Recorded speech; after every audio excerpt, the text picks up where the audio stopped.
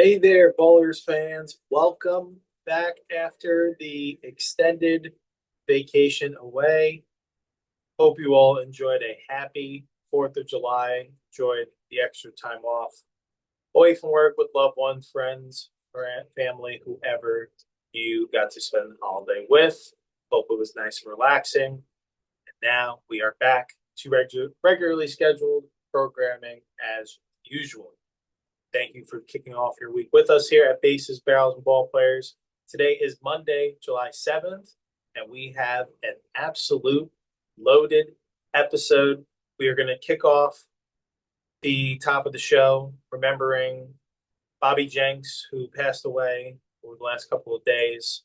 He died due to his battle with stomach cancer, so we'll pay homage to him.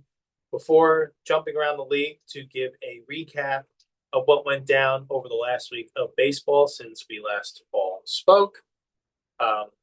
We certainly had a large number of MLB milestones that actually went down, including Clayton Kershaw notching his 3,000th career strikeout. We'll provide some interesting fun facts about that little tidbit. Want to go over the 2025 All-Star rosters as the American League and National League squads have been announced. So we'll be sure to walk you through those teams if you have not heard those yet. We will go over the fan-voted starters before going over the reserves of each team, as well as the pitching staffs for both spots. So it should be exciting to see which of your favorite players ended up being able to participate in the Midsummer Classic. Then we can always have that debate on social media of who we think were snubs, who is in that shouldn't be. That's always fun, a part of the discussion every year. Always here for it on social media for sure. And then we will go ahead and provide a nice reminder of our other platform. A's Day is actually having an event up in Sacramento this Friday. It is going to be led by yours truly, where we're going to be promoting the podcast, where we'll be working to do A's autograph memorabilia giveaways on 2 autograph cards that we were actually fortunate to be able to receive during our content trip down to Mesa, Arizona earlier in February, where we were able to interact with 17 different athletics players. So with some of the autograph memorabilia that we were able to receive, we are going to raffle it off to some lucky fans that are going to be at Drake's The Barn, located in West Sacramento, just a stone throws away from Sutter Health Park, the current home of the Athletics. So should be a fun little event down there. We'll provide a reminder and details on how you can enter to win the giveaway. If you aren't even in the Sacramento area, you can still get in on the fun just as a baseball fan. So stay tuned toward the end of today's show. And then before we get on out of here, give you some things to watch for in terms of series, maybe a couple player performances as well. So as you can see, lots that we have to unpack. So without further ado, let's get to talking some ball. All right. Thank you again, Ballers, for kicking off your week on this Monday edition of our show. We will be sure to be as succinct as possible because we know it is going to be a lot of baseball info to discuss. But before we get into our topics of discussion for today, we want to give you a reminder where you can find us on our social media platforms. On Instagram, you can find us at Bases, Barrels, and Ball Players. On X, formerly known as Twitter, at Bases, Barrels 25. On our YouTube channel, it's going to be that yellow logo just like that behind us, Bases, Barrels, Ball Players podcast. For all video content, including video versions of this show, you can find it on that platform too, including content trips like we are doing for the A's Day podcast up in Sacramento. That is going to be readily made available on this platform too as well. So you're going to be able to see some cool player content. We'll be sure to announce when that is all ready for your viewing and pleasure, because we want to grow the game to new heights and show the cool side of some players on the A's, and potentially on the Blue Jays too as well. So we'll have to stay tuned for more details surrounding that after our trip to Sacramento, which is coming up rather soon. But also back on topic, we will actually activate our Snapchat account to kick off the Sacramento content trip weekend on A's Day. So we might as well activate it for Bases, Barrels, Ball Players too as well. So I'll just give a sneak peek of some quick snaps around the capital city, just a way to generate some cool baseball content, but also best baseball destination cities. So we'll be capturing best places to eat, to check out some cool attractions, grab a drink before the ball game, things like that. It'll be cool. We're hoping to do more and more projects like this as we grow on both of our platforms. So we'll have to stay tuned for that. As soon as that is activated, we will give the handle on that. Be sure to peep our socials, most likely on Friday morning. And yeah, so without further ado, let's get first to the topic of this. Let's get to the first topic of discussion. Let's pay our respects. Bobby Jenks, he just at the age of 44 passed away the other day due to a battle with stomach cancer. He was the former closer of the Chicago White Sox, who was on the 2005 World Series champion team. Just so many quotes that you see from former teammates and even players that played against them. The common message was pretty simple. He was a fierce competitor, threw the fastball 100 miles an hour. He was a pioneer of velocity before his time, but he had an even bigger heart. And he was one of the best teammates that seemed like the commonly across White Sox and players in the minor leagues too as well seemed to share the same sentiment that Bobby Jenks was really down to earth kind of guy and definitely gone way too soon. So just wanted to make sure we started off the show paying our respects and mourn the loss of him. Seemed like he was a good one, and hopefully he's resting peacefully in a restful place. It was certainly unfortunate with the rise in medical bills due to his condition that he was actually signing autographs to be able to pay off those bills. So I know some organizations stepped up to assist too as well. So shout out to whoever did that. I would love to know more details surrounding that. But my main focus here was to just pay our respects to Jenks. Rest in peace. Gone way too soon. So just give a quick moment of silence for him and just keep him in your thoughts and his friends and family too as well. Most importantly, that are honoring his memory.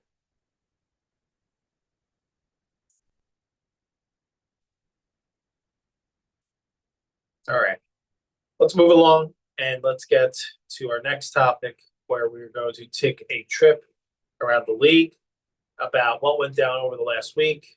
Certainly, there was tons of baseball action. So to kick off, the Blue Jays actually did start off the week on a hot note. It kept on rolling. They completed a 4-game sweep of the New York Yankees and now sit atop the American League East Division. They, in fact, completed a 3-game sweep of the Angels too as well, keeping a 8-game winning streak and now sit atop the AL East with a 3-game lead over the Yankees and the Rays, respectively.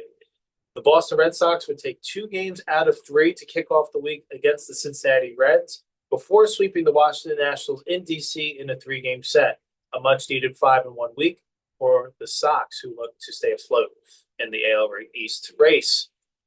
So, can't believe the Blue Jays had amazing week. Red Sox do the same too as well. The Yankees seem to be reeling. So a lot of topsy-turvy action going on in that division for sure. Tigers start the week dropping 2 out of 3 to the Nationals in D.C. before rebounding with a division lead, increasing road series sweep in Cleveland against the reeling Guardians. The Tigers are up 13.5 games in the American League Central over the Twins. Talk about early season dominance. They look to keep the pedal to the metal with whatever they got going on. They got some good mojo going on in Motown. The Fish keep on swimming up in South Beach as the Marlins started the week, taking 2 out of 3 against the Minnesota Twins before losing a tight series 2 out of 3 to Milwaukee. Don't be surprised if the Marlins make a run at that last wild card spot. They're playing a lot better inspired baseball, and even that 2 out of 3 loss in Milwaukee, they took them to the brink. I think they're playing a much better brand of baseball. Whatever they're doing, it's working. Favorable part of the schedule is coming up for the Fish, as they do have a great opportunity with 4 to kick off their week with the Cincinnati Reds. That is one of the teams that they face up in that final wild card spot, have an opportunity to close the gap there. Houston, moving along, they keep doing their thing. Starting the week, winning 2 out of 3 in Colorado before they headed to LA to take on the Dodgers in a 3-game set and swept the Dodgers convincingly in Dodger Stadium, 3 for 3, including an 18-1 victory in one of them.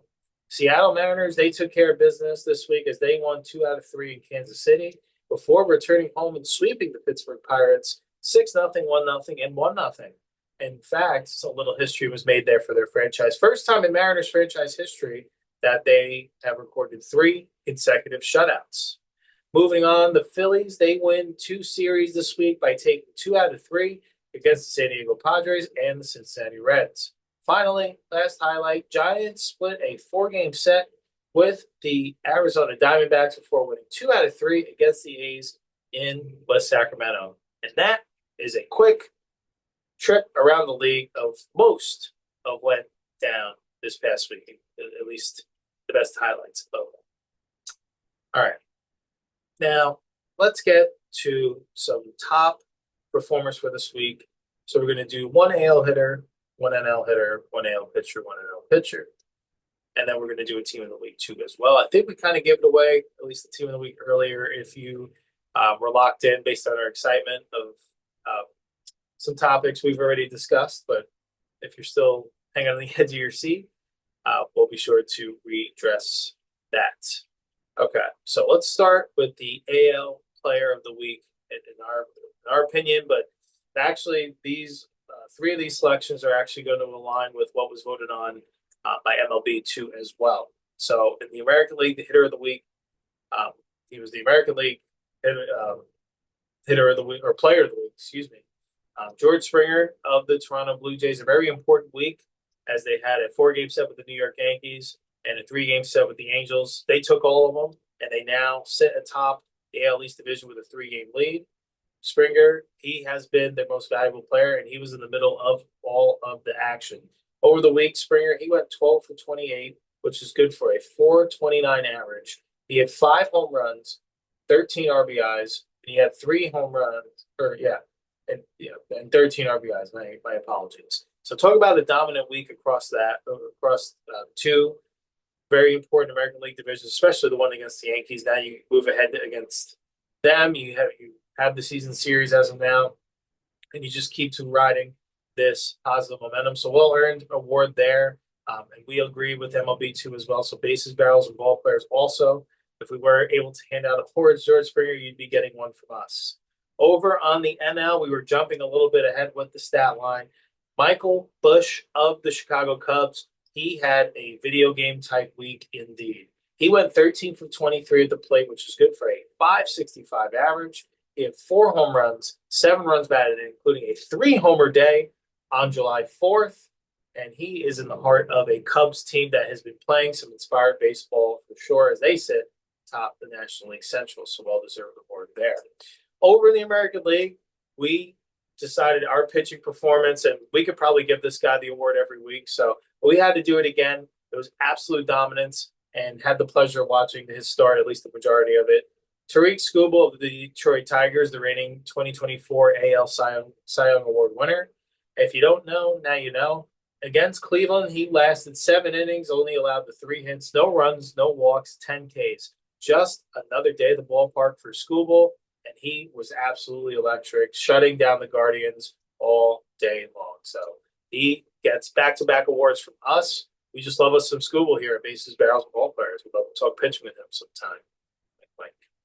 All right, and over on the National League, this is where the third player that aligns with MLB in terms of their Player of the Week awards. This guy was co-player of the week in the National League with Michael Busch, but we're doing it separately since we're separating it by hitters and pitchers. So our NL pitcher of the week, and he was NL co-player of the week in MLB, Zach Wheeler of the Philadelphia Phillies. He pitched a complete game, only allowed the 1 hit, no runs, no walks, and 12 Ks against the Cincinnati Reds in the victory. Absolutely dominant.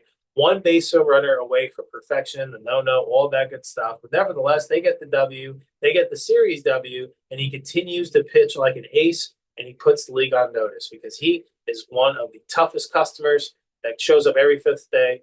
He's found a consistency in terms of being able to have that longevity and have that consistent health. That availability is what makes him so reliable. Zach Wheeler, in the midst of another outstanding season, he was actually named to the NL All-Star squad. Not to give too much away here, but we'll get to that in a little bit. Speaking of more awards, we got one more to hand out, and that is to our team of the week. And we talked a lot about them earlier on in today's show, so I don't think it's too much of a secret. Our team of the week is the Toronto Blue Jays. They had a 7-0, a perfect week, just like the Marlins did last week. And they are currently going into Monday's action on an 8-game winning streak. They won 4 against the Yankees, 3 against the Angels, a perfect homestand. First place in the American League East, they sit atop 3 games up, 52-38 record. They have an opportunity to keep it going right into the All-Star break, as they have 3 with the White Sox and 3 with the A's. Not necessarily 2 of the league's best. Have an opportunity to get out of there, maybe 4-2, and set the franchise record for most wins by a Blue Jays team before the All-Star break.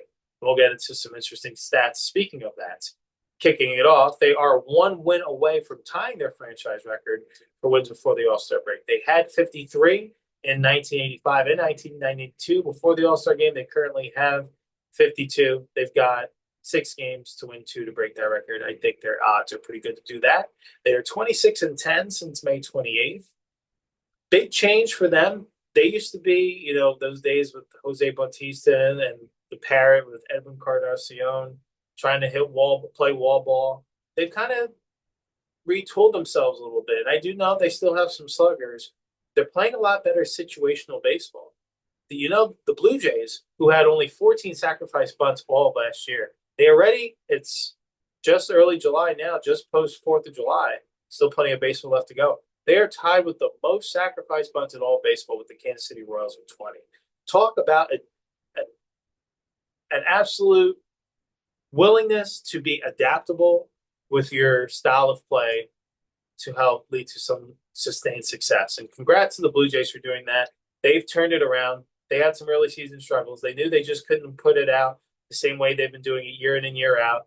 All the talent on the paper, but not utilizing it the right way. And I do think they have that balance of power, speed, and small ball and situational ball. And their pitching is feeding off of the offensive output. Pretty decent bullpen. I do think this team is coming together at the right time. So they're a team to look out for. I think they're going to be really scary in that division, even though that it is a division that has a lot of potential playoff teams. Blue Jays are looking like the class of it so far. Let's see if they can keep it up over the long haul of the 162. And a fun fact too, offensively, they've only struck out 605 times, which is by far the least in baseball. A significant increase in plate discipline has been on full display. So congrats to their success. Let's see if they can last, like I said, over the full course of the season, but they're certainly off to a very positive start. All right, let's move ahead to our next topic of discussion. As we talk about over this past week, it seemed like a few big milestones occurred across the league. Let's start with the headliner, of course, the lefty himself, Clayton Kershaw, the 18-year vet. He joined a very exclusive pitchers club. He became the 20th pitcher in MLB history to strike out 3,000 career batters. He did it this past Wednesday against the Chicago White Sox by freezing third baseman Vinny Capra with a curveball on the outside corner for strike 3. He goes into the history books. Kershaw, what an outstanding career, and he's still doing it at this stage of his career. So it's impressive what this stat means. It means longevity, and I hope for the people that were able to witness this history, whether you were at Dodger Stadium or you were watching on TV or you've seen the highlights, really appreciate it, because how you see the philosophy of pitchers in terms of guys being on such limited pitch counts and innings counts. You don't know who the next guy is going to be that's going to be able to step up and last long enough to reach 3,000 strikeouts. I mean, that means you have to pitch significant innings. And I don't know if guys are being taught to do that. And I do think the burnout in careers is happening sooner rather than later, due to the focus on heightened velocity and shortened performances, and instead letting guys work through their stuff. I mean, I know it does seem like guys are trying to point to analytics or certain sciences, but you always hear these stories about guys that just kept on throwing, and you see like there was such a not as dramatic rise in arm injuries as there are now. So just something to note. I just think that's something that we should really appreciate. 3,000 strikeouts, though. I don't know if we're going to see it when the next time we're going to see it, because someone's going to make it 15 years. I don't know who's going to have that in them. Time will tell. I guess we'll have to see. We certainly have guys that have the talent to do so, but let's see if they have the durability to make it that long, and see if the philosophy will allow them to reach that plateau. Kershaw, he's the fourth left-handed pitcher to ever do it, joining CC Sabathia, Randy Johnson, and Steve Carlton. They did a very nice 6-minute ovation at the game to honor Kershaw's historic milestone achievement. Of course, Kershaw being humble in honor. He said he apologized because he felt like it went on too long. Just thought that was something of note in the post-game press conference, but he deserves every second of it. He has meant so much to LA, the Dodgers, and baseball. Certainly a future Hall of Famer. He's the first to join this club since Max Scherzer did so in 2021. Fun fact, also in the Dodger blue, he is currently with the Toronto Blue Jays.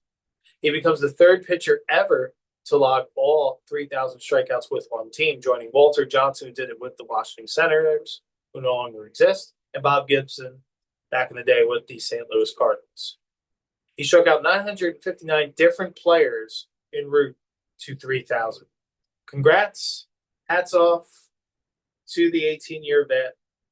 Hopefully he keeps on doing it for as long as he wants. And he's on the squad that could potentially win back-to-back World Series, which potentially could make him a 3-time champion.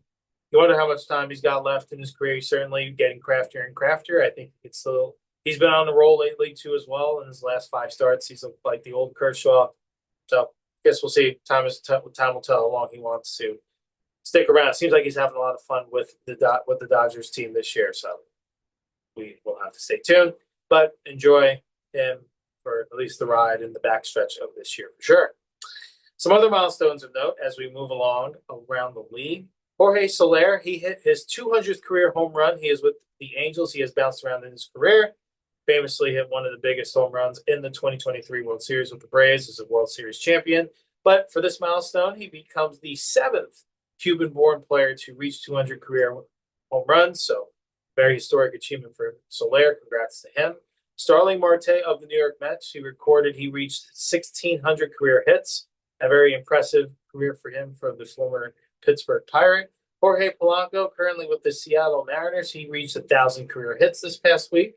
Colton Montgomery, the top prospect within the Chicago White Sox system, he made his major league debut for the White Sox and collected his first 3 career hits against the Rockies, including his first hit, which was a triple off the top of the right field wall.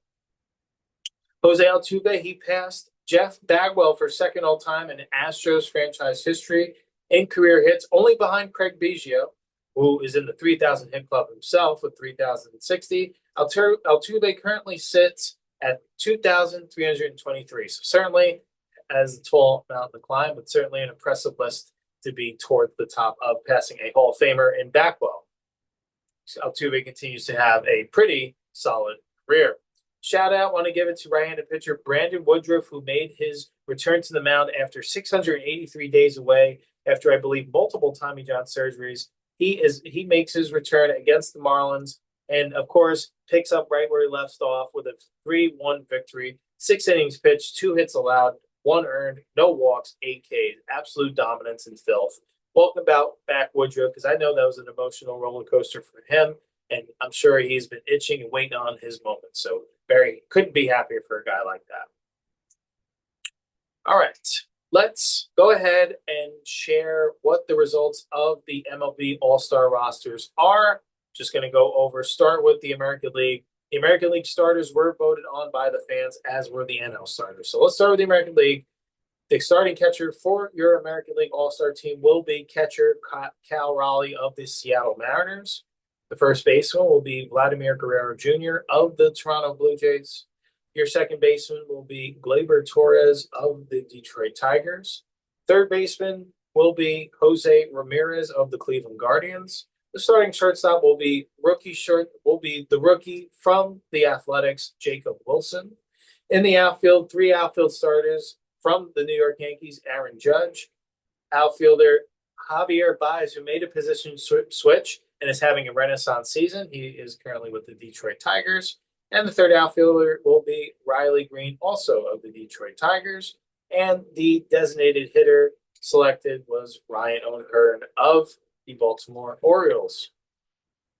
Your American League reserves are catcher Alejandro Kirk from the Toronto Blue Jays, infielder Jonathan Aranda from the Tampa Bay Rays, third baseman Alex Bregman from the Boston Red Sox, third baseman Jazz Chisholm Jr. from the New York Yankees, shortstop Jeremy Pena from the Houston Astros, shortstop Bobby Witt Jr. from the Kansas City Royals, designated hitter Brent Rooker from the Athletics, outfielder Byron Buxton from the Twins, outfielder Stephen Kwan from the Cleveland Guardians, and outfielder Julio Rodriguez from the Seattle Mariners. Now let's see who the American League will have curling for them in the Midsummer Classic. First will be the reigning American League Cy Young Award winner, Tariq Skubal from the Detroit Tigers, left-handed pitcher Garrett Crochet from the Boston Red Sox. Yusei Kikuchi will be in on the rotation from the Los Angeles Angels of Anaheim. Max Fried of the New York Yankees. Jacob deGrom from the Texas Rangers, having a very Renaissance deGrom-like season. Shane Smith from the Chicago White Sox, a first-time All-Star. Hunter Brown, Houston Astros. Chris Bubich from the Kansas City Royals. Brian Wu from the Seattle Mariners. Aroldis Chapman, the ageless wonder from the Boston Red Sox. Closer Josh Hader from the Houston Astros. And the Seattle Mariners closer, absolutely nasty, Andres Munoz. Now, let's go on ahead to the National League and talk about the starters that were selected by the fans. Catcher behind the dish will be Will Smith from the Los Angeles Dodgers. First baseman, Freddie Freeman, also of the Los Angeles Dodgers. Second baseman, Ketel Marte from the Arizona Diamondbacks. Third baseman, Manny Machado from the San Diego Padres. Shortstop, Francisco Lindor from the New York Mets. Outfielder Ronald Acuna Jr. from the Atlanta Braves. Outfielder Pete Crow Armstrong from the Chicago Cubs, having an MVP type season. Kyle Tucker from the Chicago Cubs as well. And Shohei Ohtani will be the starting designated hitter who plays for the Los Angeles Dodgers. And now for the National League reserves, catcher Hunter Goodman from the Colorado Rockies, his first All-Star game. First baseman Pete Alonso for the New York Mets. Shortstop Ellie De La Cruz from the Cincinnati Reds. First baseman Matt Olson from the Atlanta Braves. Third baseman Eugenio Suarez from the Arizona Diamondbacks. The designated hitter Kyle Schwarber from the Philadelphia Phillies. Outfielder Corbin Carroll from the Arizona Diamondbacks. Outfielder Kyle Stowers from the Miami Marlins. Outfielder Fernando Tatis from the San Diego Padres. And outfielder James Wood from the Washington Nationals. And on the mound, the National League pitching staff will be led by the legend pick Clayton Kershaw, who will be notching his 11th All-Star game this year. He'll be joined by Chris Sale from the Atlanta Braves, his 9th All-Star selection. Paul Skeens back 2 for 2 All-Star selection. Logan Webb, he continues to ascend. He will be on the staff from the San Francisco Giants.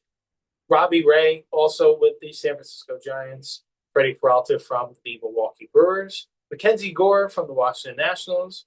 Yoshinobu Yamamoto from the Los Angeles Dodgers. Matthew Boyd from the Chicago Cubs. Edwin Diaz from the New York Mets. Jason Adda from the San Diego Padres. And Randy Rodriguez from the San Francisco Giants. And that rounds out your Midsummer Classic rosters from the American League and National League, respectively. So it should be a good one. Be sure to tune in next week. All right. Just want to give a quick reminder and shout out once again. We talked about at the top of the show that just some cool baseball content is on the way. It's going to be focused on the Athletics. We are having a whole content weekend for our A's Day podcast up in Sacramento from July 11th to July 13th. We're going to be capturing best places to eat, drink, stay, attractions, and some cool A's baseball content all throughout the weekend. So that is going to be on our A's Day podcast, but we're also going to have that on our Bases, Barrels, and Ball Players platforms like our YouTube channel, and we'll talk about it on this show too as well. So stay tuned for all that fun stuff, and we'll see what we'll be able to capture for your absolute entertainment. And that event is going to be happening on Friday, July 11th, starting at 5 o'clock at Drake's The Barn Brewing Company, where we're going to be set up with a booth, and fans are going to have the opportunity to enter a giveaway to win either one of the two autographed baseball cards. So we're going to be giving away a Max Muncy of the A's, not the Dodgers, an autographed baseball card, and a JJ Bleday autographed baseball card that we received during our trip down to Mesa when we created content at A's spring training. So that'll be a good opportunity to get to meet the lovely patrons at Drake's the Barn, but give them an opportunity to know about A's Day, be able to increase our subscribers to be able to reach a larger audience because we are capturing the buzz of the people that are loving the A's being in Sacramento. So just want to get to know who some of these members and faithful of the green and gold are and give them an opportunity to win some cool prizes and then have an opportunity to feature some cool products at Drake's the Barn. So just wanted to give a quick reminder. If you're in the Sacramento area, be sure to check us out starting at 5 o'clock on Friday, July 11th. If you want to enter the giveaway from home, be sure to follow us on our Patreon site for A's Day, patreon.com/A's Day. For just $2 a month, you'll be entered to win on that platform monthly A's Day t-shirts or A's autograph memorabilia, just like we're doing on Friday, as well as future events, A's future games, ticket giveaways, and so much more as we grow that platform together. We're going to be doing similar stuff just like that over here at Bases, Barrels, and Ball Players too as well. So I just wanted to give a reminder of that. If you are going to be able to be in the Sacramento area, check us out at Drake's the Barn in West Sacramento. If not, there are ways to participate virtually too. So looking forward to getting to know all of the lovely people. All right, before we get on out of here, just want to give you a few things to watch for. Just 3 series during the Monday through Wednesday series, and then we will get on out of here. So Rays at Tigers to kick off the week. That should be a very competitive series. 2 teams entrenched in the playoff race. Dodgers at Brewers, 2 competitive teams, and Phillies at Giants. So 3 marquee matchups there. I just wanted to give a reminder that this was a latest update. Actually, this happened, I believe, yesterday. Nationals named Miguel Cairo the interim manager of the National after the dismissal of Davey Martinez and GM Mike Rizzo. So a quick sudden change there. Wonder a little shakeup will get that young team going. And with that, that wraps up another show. Another edition of Bases, Barrels, and Ball Players. We're so happy to be back. We're so refreshed after the 4th of July weekend. Had some fun in the sun on the beach. So we are excited to be back behind the mic, talking about all the glorious baseball that is going on. So on today's show, we paid our respects to Bobby Jenks, who recently passed away from stomach cancer. Hopefully he is now resting peacefully. Our thoughts and prayers are out to his family and friends for sure. After that, we took a quick trip around the league with some quick highlights of what went down for the majority of the games and series. We didn't want to talk about the lowlights on this one. We figured there was plenty of good to cover on this show. We discussed, just a quick reminder of our A's Day podcast, the event that will be taking place up in West Sacramento this Friday, July 11th at 5 o'clock, and to win some cool autograph memorabilia from some MLB players, as well as some other cool stuff. And be sure to be able to check out some cool drink specials from Drake's the Barn, some 3 baseball-themed specials. By entering the giveaway, you'll be able to participate in those exclusive drinks. So be sure to be able to take advantage of those. We went through the 2 all-star rosters that will be going up against one another in the Midsummer Classic in Atlanta, Georgia next week. So now, if you didn't know, now you know. And then we gave some 3 series to watch between now and Wednesday, as well as a quick update that the Nationals actually did move on and dismiss longtime manager Davey Martinez and general manager Mike Rizzo, naming Miguel Cairo, former MLB player, as the interim manager. So we'll see if that'll shake up the Nationals to win some more ball games here down the stretch post All-Star break. On that note, that's all I've got for you today. Once again, I'm your host, Joe Grado. Thank you. Thank you. Thank you. We are so excited to be back behind the mic on this platform. We love talking about the exciting place that this game is in. We're excited to grow this game to new heights, truly. We will be back on Friday. We will probably be recorded up in Sacramento, give a little update of what our plan is while up there. That will most likely be a shorter episode. We're just going to do a quick recap of what went down in the first half of this week, some things to look out for over the weekend. We're really going to be focusing our attention on generating some content for our A's Day podcast platform, but you too, the lovely audience, the Bases, Barrels, and Ball Players podcast. And I hope both audiences can integrate in one another, because while we do, each of us do have our favorite teams, at the end of the day, it's always good to just take in as much baseball as we possibly can. So, without further ado, that's enough. We're out of here on this Monday. Go ahead and kick off your week on a positive note. We look forward to seeing you back again behind the mic on Friday for another edition of Bases, Barrels, and Ball Players. Have a good rest of your day. Play ball.